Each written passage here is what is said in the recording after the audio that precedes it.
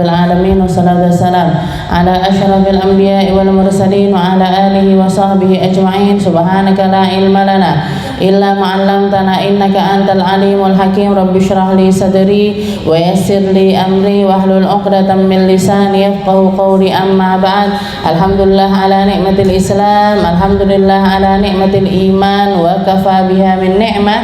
Alhamdulillah, segala puji bagi Allah Subhanahu wa taala. Pagi ini kita dipertemukan oleh Allah Subhanahu wa taala untuk terus memperbaiki diri, untuk terus mengkaji ilmu-ilmu kehidupan, untuk terus berjalan di jalannya Allah Subhanahu wa taala bersama teman-teman yang menguatkan kita, bersama keluarga yang menguatkan kita, bersama orang-orang terdekat kita yang kita ingin kumpul bersama-sama di dunia, pengen juga kumpul lagi nanti di akhiratnya Allah Subhanahu wa taala. Pagi hari ini banyak di antara keluarga kita ataupun saudara-saudara kita yang punya kesibukan karena memang musimnya pendaftaran, nyari sekolah dan lain sebagainya. Maka hal utama yang harus kita jaga adalah jangan sampai ilmu agama itu tidak menjadi sebuah perhatian dari pendidikan anak-anak kita.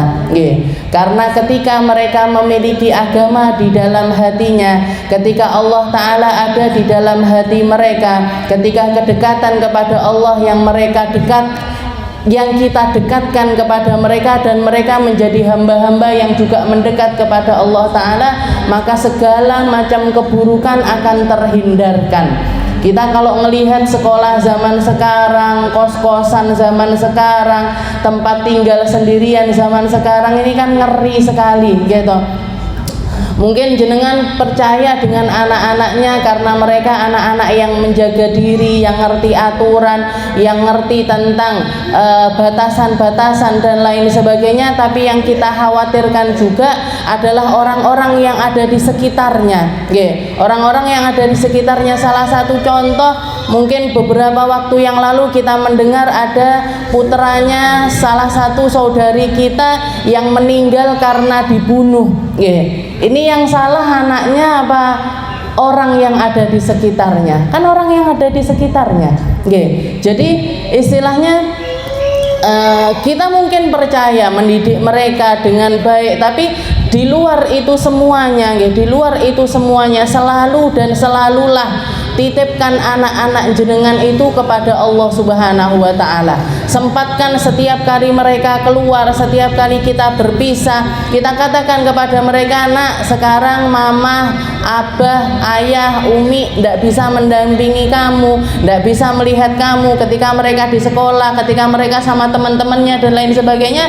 Mama tidak bisa menjaga kamu, tapi ada Allah Ta'ala yang akan selalu menjaga kamu. Mungkin mama tidak bisa motivasi kamu, tapi Allah Ta'ala yang akan menguatkan kamu." Mungkin itu katakan kepada mereka dan selalu titipkan mereka kepada Allah Ta'ala, karena kita tidak bisa jaga mereka 24 jam selalu di dalam pengawasan kita. Berapa banyak saya sampai ngeri kalau ngelihat berita-berita anak-anak zaman sekarang dibully, dipukuli, yang sampai luka-luka, yang bahkan sampai ke tingkat meninggal dunia.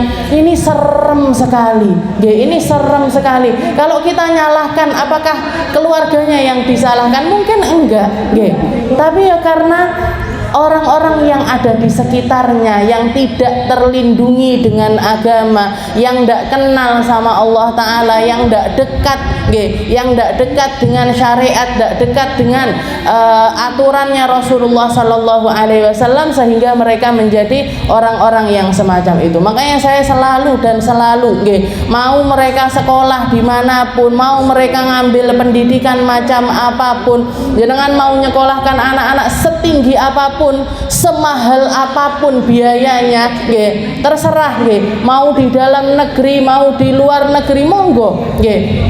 Tapi satu terus yang harus kita tanamkan kepada mereka ketika nyampe di tempat-tempat seperti itu, cari hati-hati sekali di dalam berteman, hati-hati sekali di dalam mencari komunitas. Komunitas yang paling aman, yang paling menyelamatkan, insya Allah sampai zaman sekarang ini, walaupun juga ada oknum-oknum yang istilahnya yang tidak baik di situ, tapi masih tetap lebih banyak selamatnya, yaitu komunitas-komunitas keagamaan. Dan di dalam negeri, alhamdulillahnya nggak di dalam negeri, nggak di luar negeri, itu pasti juga kalau kita mau nyari pasti ketemu. Di negeri manapun, di daerah manapun, pasti akan kita temukan komunitas-komunitas keislaman yang di situ ada kajian-kajian, ada penanaman akidah, ada penanaman syariatnya Allah Ta'ala dan lain sebagainya, ngaji, belajar, biar mereka bukan cuman menjadi orang-orang yang ahli di dalam ilmu dunia, tapi juga ahli di dalam ilmu akhirat. Karena Rasulullah SAW pernah mengatakan Allah Ta'ala benci sekali sama orang-orang yang pinter tentang ilmu dunia tapi bodoh tentang ilmu akhirat. Ilmu dunianya pinter, keilmuannya tidak diragukan lagi. Yang minta pertolongan tentang ilmu dunia kepada mereka, yang mau bangun rumah nanya sama arsitek, yang lagi sakit badannya nanyanya ke dokter, yang ahli di dalam ilmu dunia ahli, tapi tentang ilmu akhirat nol.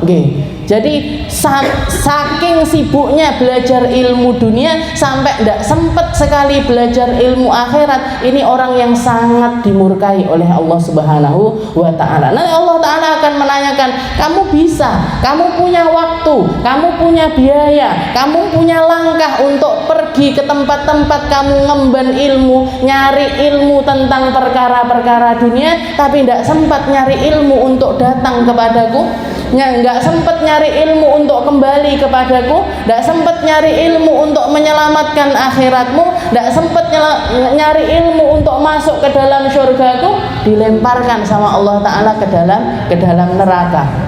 Na'udzubillahi min dzalik. Jadi ilmu umum boleh, monggo, terserah. Istilahnya mau dijadikan apapun anak jenengan, tapi yang pasti jangan pernah memaksa anak-anak Anda, istilahnya bukan ciptaan Anda, Jadi anak-anak Anda ini bukan ciptaan Anda, tapi ciptaan Allah Subhanahu wa Ta'ala. Yang dikasih rezeki anak dapat anak, yang tidak dikasih rezeki tidak dapat.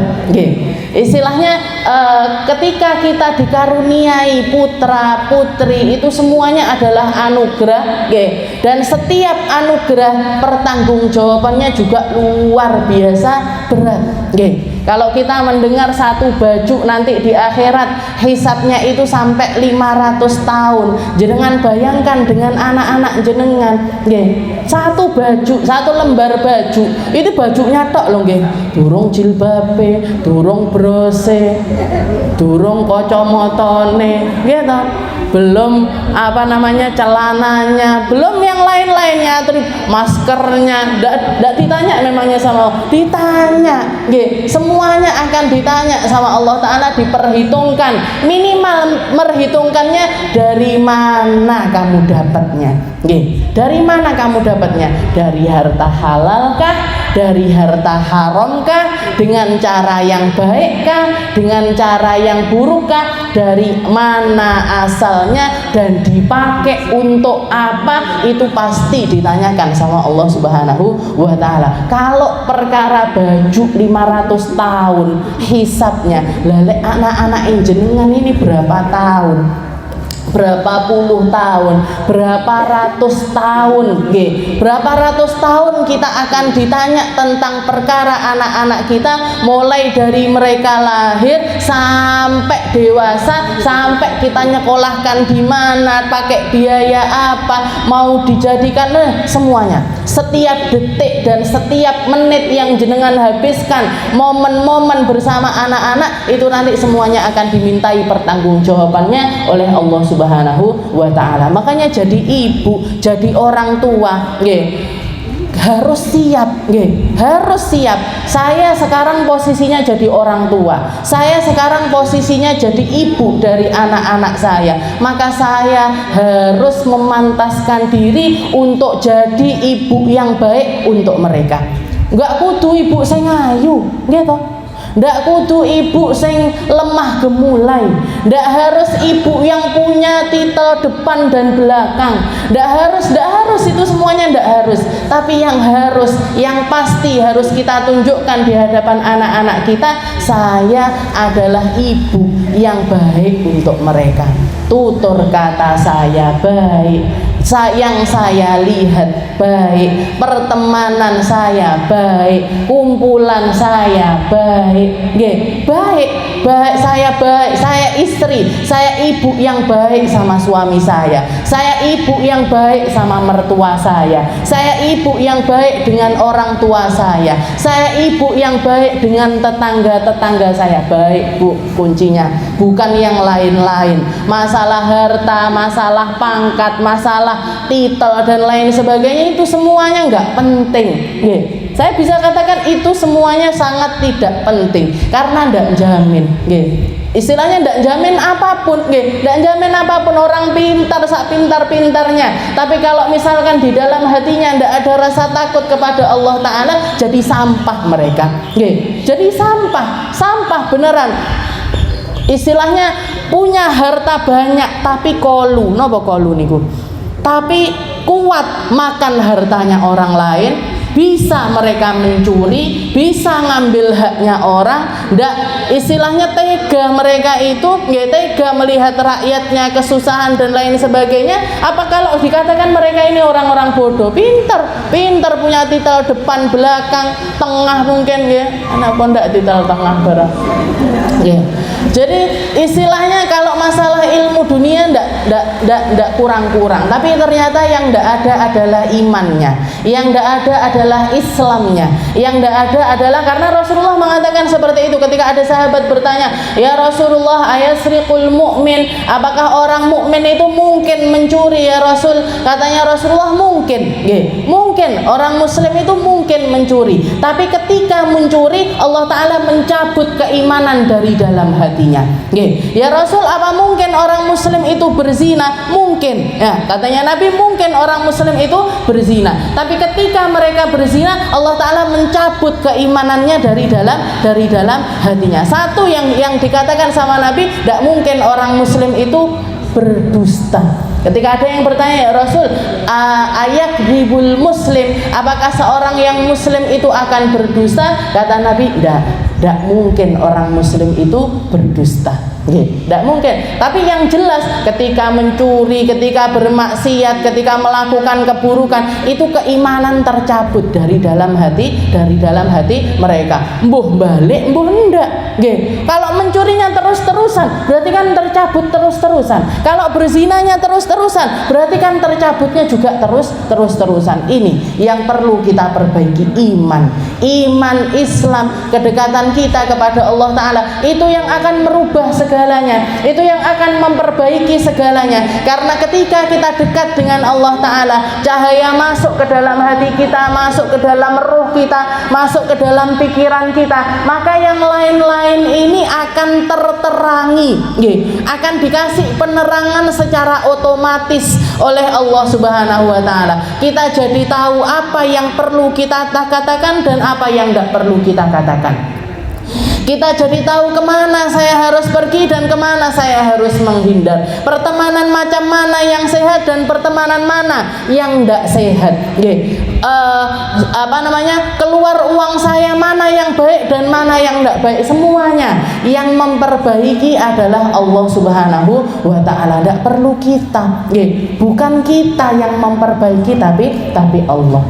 Saya duduk di sini kan cuman nyampaikan hal-hal yang datangnya dari Rasulullah Sallallahu Alaihi Wasallam, tapi yang namanya hidayah, ampunan, penerimaan, taubat, ngasih jenengan hajat-hajat yang diinginkan dan lain sebagainya, siapa yang ngasih? Allah. Allah Ta'ala yang memberikan itu semuanya. Jadi jalin hubungan kita yang kuat antara kita dengan Allah. Kita muamalah sama anak-anak kita juga dengan caranya Allah, muamalah sama suami kita juga dengan caranya Allah. Di situ semuanya akan terperbaiki dengan sendirinya. Kita kembali di dalam pembahasan kita, masih di dalam kitab Keluarga Sakinah atau Uqudul Lijain, ila an qala al-muallif rahimahullahu ta'ala wa nafa'ana bihi bi ulumi fid darain. Amin. Wa qala sallallahu alaihi wasallam innallaha la yanzuru ila imra'atin la tashkuru zawjaha. Nggih. Ini tadi pagi saya buka-buka, ya Allah kok ndak katam-katam, kok saya akeh men. Ini kapan selesainya? Pengen buka kitab baru lagi, nggih. Tapi lek ndak bari kok kayak ada yang ganjel, nggih. Kita sampai masih di dalam pembahasan tentang perkara-perkara yang harus ada di dalam sifat-sifat seorang istri. Rasulullah SAW mengatakan innallaha la yanzuru ila imra'atin la tashkuru zawjaha. Allah Ta'ala, ya sesungguhnya Allah Ta'ala tidak memandang kepada seorang istri yang tidak punya rasa syukur kepada suaminya, yang tidak tahu terima kasih kepada suaminya. Seburuk apapun, seburuk apapun pasangan kita, seburuk apapun, sejahat apapun mereka, tapi ketika kita memandang mereka, ketika kita melakukan muamalah dengan mereka, selalu usahakan untuk hati ini terpenuhi dengan rasa syukur.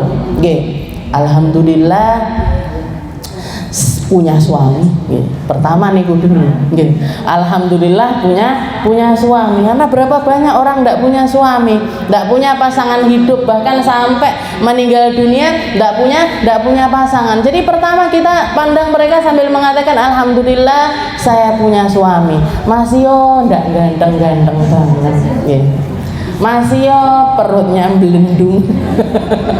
Masih yo dan lain sebagainya. Itu tapi nggak usah diucapkan, alhamdulillah dulu, Bu, alhamdulillah dulu. Dan kalau kita istilahnya kalau kita memandang masalah usia, masalah fisik, masalah yang tampak itu sebagai sesuatu yang menjadi ujian dari Allah Subhanahu wa taala, atau sesuatu yang perlu kita syukuri, atau sesuatu yang perlu kita syukuri karena yang abadi itu di akhirat nanti, kita semuanya, kita yang duduk di sini nanti ketika masuk ke alam akhirat semuanya saumuran, Bu, semuanya saumuran, semuanya sebaya, karena memang ruh kita itu diciptakan oleh Allah Ta'ala dalam waktu yang sama. Setelah Allah Ta'ala menciptakan Rasulullah Sallallahu Alaihi Wasallam, cahayanya Allah Ta'ala, cahayanya Nabi Muhammad diciptakan oleh Allah Ta'ala dari cahayanya Allah Subhanahu wa Ta'ala. Setelah itu Allah Ta'ala menciptakan dari cahaya ini, dari cahaya tersebut rohnya semua makhluk, rohnya semua manusia itu diciptakan sama Allah Ta'ala, tapi disimpan di bawah arasnya Allah Subhanahu wa Ta'ala. Baru nanti kalau tahunnya mereka lahir baru dikeluarkan sedikit-sedikit, tapi rohnya itu diciptakan bersama-sama. Jadi saya jenengan ini seumuran, jenengan sama abahnya, sama ibu, sama kakek, nenek, sama bahkan sama Nabi Adam sekalipun semuanya seumuran, semuanya seumuran rohnya, tapi jangan sampai mulai-mulai saya manggil Lumi, lah ini kan rohnya seumuran, rohnya seumuran, tapi kita sekarang masih ada di alam dunia, masih ada di alam dunia. Makanya ketika Rasulullah SAW membacakan kepada para sahabat tentang percakapannya semua roh di hadapan Allah Ta'ala, roh-roh tersebut ketika Allah Ta'ala mengatakan alastu birabbikum, bukankah saya adalah Tuhan dan kalian adalah hamba, maka yang pertama kali menjawab adalah Nabi Muhammad Sallallahu Alaihi Wasallam. Nabi Muhammad mengatakan bala ya Rabb, benar ya Allah, engkau adalah Tuhan dan kami adalah hamba. Setelah itu diikuti oleh seluruh roh, semua roh yang ada di saat tersebut. Jadi kita semuanya sebelum keluar, sebelum dilahirkan, sudah bersaksi kepada Allah Ta'ala bahwasanya Allah adalah Tuhan kita dan kita adalah hambanya. Makanya bisa dikatakan orang yang tidak percaya dengan adanya Tuhan, orang yang tidak percaya dengan adanya Tuhan ini istilahnya menyalahi sesuatu yang sudah mereka ikrarkan bahkan ribuan tahun, mungkin jutaan tahun atau triliunan tahun sebelum mereka itu dilahirkan. Mesti ada rasa tidak nyaman, pasti itu ada. Dan kalau ketika mereka sendiri, ketika mereka tidak ngapa-ngapain, tidak ada orang lihat dan lain sebagainya, saya yakin secara refleks mereka itu kalau misalkan kejatuhan sesuatu atau itu mesti refleksnya ya Tuhan, ya Allah, ya Rob, kalau orang Inggris ya oh my God. Jadi seperti itu jadi refleks karena bawaan dari alam roh tersebut. Dan Rasulullah mengatakan wa ana awwalu man qala bala, saya orang yang pertama kali menjawab pertanyaan Allah Ta'ala untuk kita berikrar bahwasanya kami semua adalah hamba dan Allah Ta'ala adalah Tuhannya, dan Allah Ta'ala adalah Tuhannya. Jadi bersyukur. Innallaha la yanzuru ila imra'atin la tashkuru zaujaha. Dan ini kalau jenengan ngelihat ini hadis-hadis yang saya bawakan, memang di dalam kitab Uqudul Lijan ini banyak hadis-hadis yang atau istilahnya kalau kita nyebutnya hadis do'if, hadis do'if itu hadis lemah, hadis lemah itu bukan berarti tidak bisa dipakai, bisa.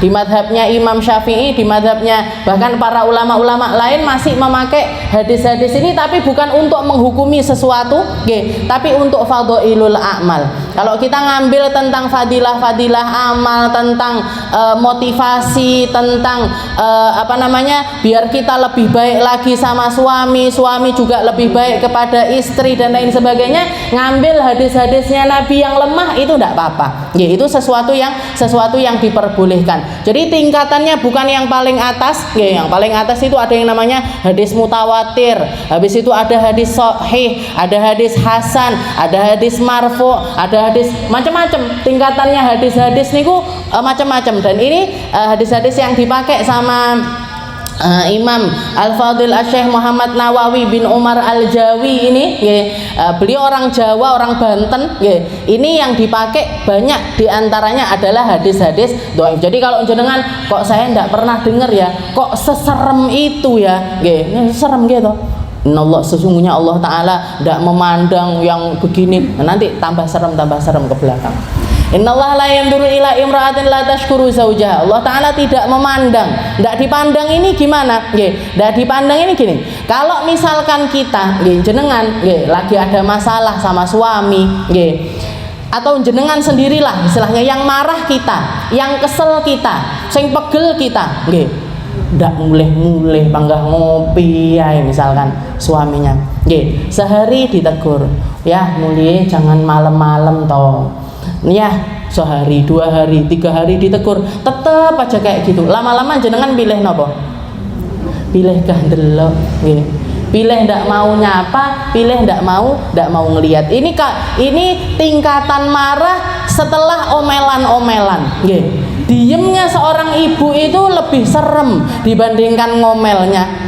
Jadi para suami itu harus bersyukur kalau istri-istrinya itu masih di tahap ngomel-ngomel, itu berarti belum parah. Tapi kalau sudah diem, kalau sudah tidak mau ngelihat, ini berarti luar biasa parahnya. Ini Allah Ta'ala tidak mau ngelihat, dipanggil, disuruh ngadep, tapi tidak dipandang, tidak mau dilihat sama Allah. Siapa itu? Imra'atun la tashkuru zaujaha, seorang istri yang tidak punya rasa syukur kepada suaminya, yang dilihat elek yang dilihat jeleknya terus, yang dilihat kurangnya terus, tidak ada syukur-syukurnya sama suaminya. Maka ini perempuan-perempuan, wanita-wanita ini nanti ketika dibangkitkan oleh Allah Ta'ala tidak mau ngelihat wajah mereka. Ya Allah Ta'ala tidak mau ngelihat wajah mereka, tetap dimintai pertanggungjawaban, tetap dipanggil, tetap dihisab, tapi tidak dipandang sama sekali oleh Allah Subhanahu wa Ta'ala. Wa qala sallallahu alaihi wasallam la yanzurullahu tabaraka wa ta'ala ila imra'atin la tashkuru li zawjiha wa hiya la tastaghni anhu Jadi ndak punya rasa cukup, nggih. Ndak punya rasa cukup, ndak punya rasa nerimo. Dikasih rumah seperti ini, minta yang lebih besar. Dikasih kendaraan ini, minta yang lebih lagi. Dikasih uang belanja sekian, masih kurang, panggah kurang, nggih. Selalu kurang terus. Ini perempuan-perempuan yang ndak akan dipandang oleh Allah Subhanahu wa taala. Wa qala Abu Hurairah radhiyallahu anhu, Sayyidina Abu Hurairah mengatakan, sami'tu Rasulullah sallallahu alaihi wasallam yaqul anna lil mar'ati law anna lil mar'ati minal mali mithla mulki Sulaiman ibnu Dawud alaihi wassalam. Jadi Rasulullah pernah mengatakan, kalau misalkan ada seorang istri yang memiliki harta sebanyak hartanya Nabi Allah Sulaiman bin Dawud, Nabi Sulaiman bin Dawud niku, kayanya atau kekayaannya itu turun temurun. Jadi beliau adalah putra Nabi Sulaiman, ini putranya Nabi Dawud. Nabi Dawud itu ya nabi, ya raja, ya penguasa pada zamannya. Pada zamannya Nabi Allah Dawud.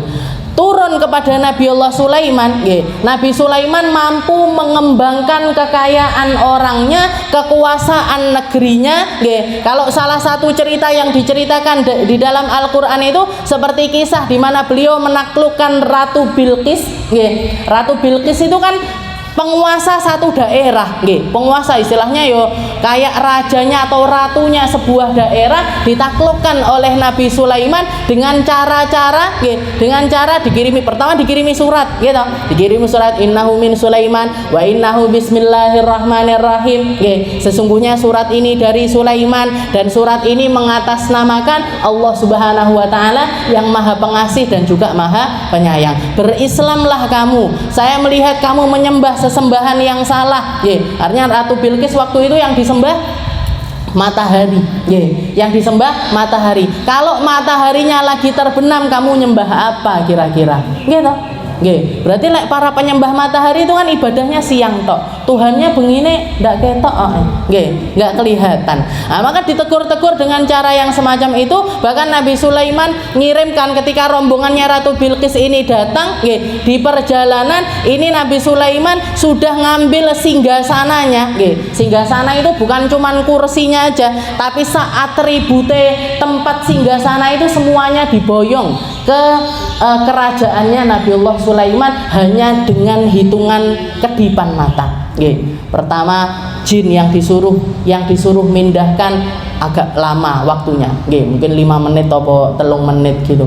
Setelah itu ganti lagi, kan kisahnya ada di dalam Al-Quran. Akhirnya ditaklukkan Ratu Bilqis. Itu salah satu dari daerah kekuasaan yang diceritakan oleh Allah Ta'ala cara Nabi Sulaiman untuk menaklukkannya. Tapi selain itu ada ribuan negara, ada ribuan daerah yang ditaklukkan oleh Nabi Allah Sulaiman. Makanya dikatakan di dalam sejarah peradaban manusia, kekuasaan terbanyak, harta terbanyak, istilahnya Allah Ta'ala ngasih rezeki terbanyak kepada satu manusia, itu yang pernah dikasih terbanyak itu adalah Nabi Allah Sulaiman. Nabi Allah Sulaiman, 1/4 dari harta dunia ini ada di genggamannya beliau.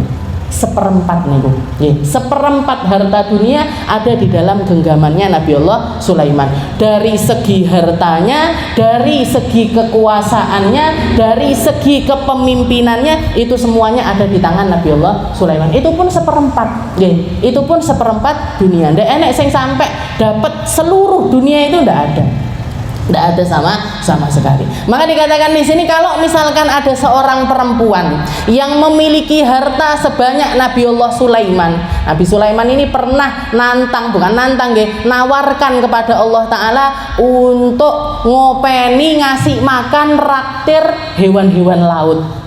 Jenengan tumon raktir hewan laut, lek raktir sak jamaah Khadijah Kubro gitu ndak berat-berat amat gitu, paling berapa. Ini yang ditraktir ikan, semua makhluk yang ada di lautan. Bilang, ya Allah, kok saking banyaknya hartanya beliau minta sama Allah Ta'ala, ya Allah kasih saya kesempatan untuk nanggung rezekinya semua makhluk laut.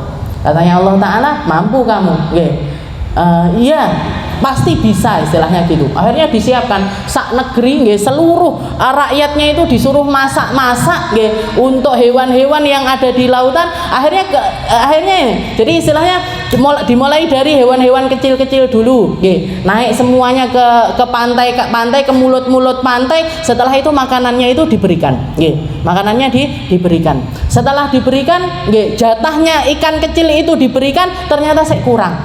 Akhirnya jatahnya ikan sedang dikasihkan, masih kurang juga, jatahnya ikan besar dikasihkan. Nggih, ikan kecilnya masuk, ikan sedangnya keluar, wis dah enek jatahnya. Nggih, sudah habis makanan yang disediakan, yang harusnya istilahnya dari situ Nabi Sulaiman mengatakan, ya Rob, nggih, ndak ada yang mampu ngasih rezeki semua makhluk yang ada di alam semesta ini kecuali Engkau. Ini hewan-hewan kecilnya laut aja wis nggak kuat. Semua istilahnya mungkin kalau uangnya masih ada, sing masak ini.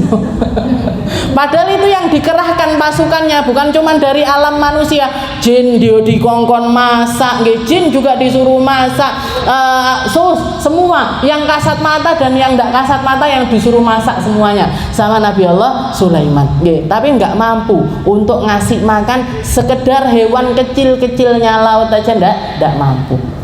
Apalah kita yang sedekahnya Jumat berkah. Tapi ya lumayan lah, alhamdulillah, daripada ndak sama sekali. Okay. Jadi dikatakan di sini lo analil marati minal mal mithlu mulki Sulaiman bin Daud. Kalau misalkan ada seorang perempuan yang punya harta setara dengan Nabi Allah Sulaiman ibnu Daud, wa akalahu zaujaha, dan dia dari harta tersebut dia yang menafkahi suaminya, dia yang ngasih makan suaminya. Tsumma qalat lahu, tapi dari hal tersebut istrinya ini mengatakan aina mali. Jadi nuntut sama suaminya, kamu sudah tak kasih harta sekian, kamu saya yang modali, kamu saya yang ngasih harta, kamu selama ini numpang di rumah saya. Nah, itu diungkit-ungkit di hadapan suami, dan dia mengatakan aina mali, maka dikatakan illa ahbatallahu amalaha arba'ina sana, maka dikatakan amal kebaikannya selama 40 tahun habis semuanya. Sholatnya habis, puasanya habis, sedekahnya habis, hajinya habis, hajinya habis, umrohnya habis, semuanya habis. Cuman dengan kata-kata yang semacam itu, aina mali, mana hartaku. Padahal di belakangnya hartanya dia banyak sekali. Padahal di rekening saldonya ini luar biasa banyak, tapi dimakan sama suaminya, dinikmati sama suaminya, dia mengatakan hal yang semacam itu. Aina mali. Ahbatallahu amalaha arba'ina. Ibadah 40 tahun dihabiskan semuanya dalam satu waktu. 40 tahun. Lah umurnya belum 40 gimana? Entek, sudah tidak tersisa sama sekali amal kita. Sampai kapan? Bisa kembali lagi kapan? Ketika kita minta maaf sama suami, taubat, ngakuin kalau itu adalah sesuatu yang salah, itu adalah perkataan yang tidak patut untuk kita keluarkan, dikembalikan kembali oleh Allah Subhanahu wa taala sampai suaminya ridho, sampai suaminya memaafkan, sampai suaminya lega kembali dengan apa yang menjadi tingkah lakunya seorang istri. Tapi kalau sudah cacat sekali, kalau sudah tersakiti sekali, orang kalau disakiti secara fisik, kita masih bisa nyembuhkan pakai salep, pakai obat, pakai betadine, masih bisa. Tapi kalau hati yang sakit, piye carane ngobati? Gimana cara kita nyembuhkan luka-luka tersebut? Kita saja, kalau saya pribadi, ketika disakiti sama seseorang,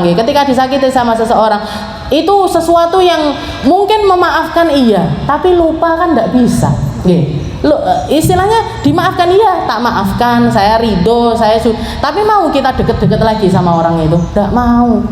Wes aku tidak usah koncon-konconan lagi, tidak usah deket-deket lagi, tidak usah, kan seperti itu. Lah ini gimana ceritanya kalau antara suami dengan istri, yang tidurnya otomatis sak ranjang, yang makan selalu bersama-sama, satu rumah, muamalah semua selalu ketemu lagi sama suami, terus perasaannya ndak enak seperti itu kan nggak nyaman.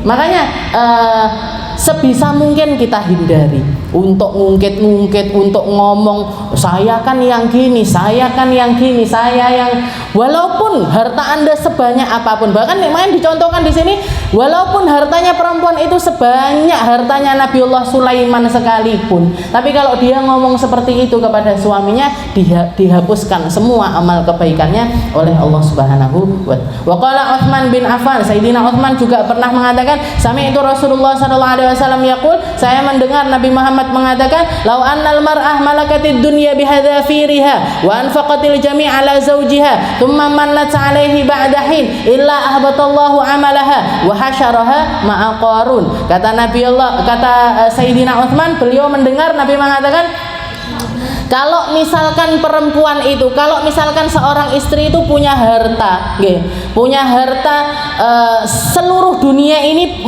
milik perempuan tersebut. Setelah itu hartanya ini semuanya diberikan kepada suaminya. Tsumma mannat 'alaih. Setelah itu diungkit-ungkit. Setelah itu diungkit-ungkit. Makanya dalam Al-Qur'an itu ini sedekah, salah satu yang membatalkan pahala sedekah. Allah Ta'ala mengatakan,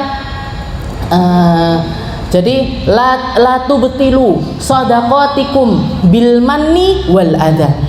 Salah satu syaratnya sedekah, jenengan kalau mau sedekah, jenengan kalau mau berbagi harta, dua hal yang harus kita hindari. Al mannu wal adha. Al mannu ini apa? Al mannu ini ngungkit-ngungkit. Ngungkit-ngungkit pemberian sama memberi dengan cara yang tidak baik. Memberi dengan cara yang tidak baik. Jadi ngasih makanannya basi misalkan. Ngasih pakaiannya sudah jebol-jebol. Nyari baju yang terjelek disedekahkan. Ngasih makanan yang di rumah wis ndak enek sing makan, dikasihkan orang. Ini kalau masih layak makan masih tidak apa-apa. Tapi kalau sampai ke tingkat adza itu berarti yang nerima makanan tersebut atau yang nerima sedekah kita tersebut tersakiti. Orang ini ngasih saya makanan tapi kok ikannya basi, ininya sayurnya sudah tidak enak dan lain sebagainya. Nah, nyakiti yang kita berikan. Nah, ini batal pahala sedekah kita. Makanya Allah, la tubtilu, jangan kalian batalkan sedekah kalian bil manni, dengan ngungkit pemberian tersebut. Kamu kan yang nyekolahkan saya, kamu kan ibu-ibu walaupun itu kepada anak-anak kita, walaupun itu kepada orang-orang terdekat kita, tapi kalau kita ngungkit hal tersebut. Makanya Sayyidina Abu Bakar ketika putri tercintanya difitnah dengan fitnah yang sangat keji, yang dikenal dengan haditsatul ifk, Sayyidah Aisyah itu kena fitnah berupa difitnah berzina dengan seorang laki-laki yang bernama Sofwan bin Mu'attal. Hati ayah mana yang tidak sakit, hati orang tua mana yang tidak sakit ketika putri tercintanya itu difitnah dengan fitnah yang sangat keji seperti itu. Apalagi sekelas Sayyidah Aisyah, istrinya Rasulullah SAW, yang disakiti Nabi Muhammad, yang disakiti. Maka saya dan yang memfitnah, salah satu orang yang mengeluarkan kata-kata buruk terhadap Sayyidah Aisyah dan nyebarkan itu adalah keponakannya Sayyidina Abu Bakar sendiri.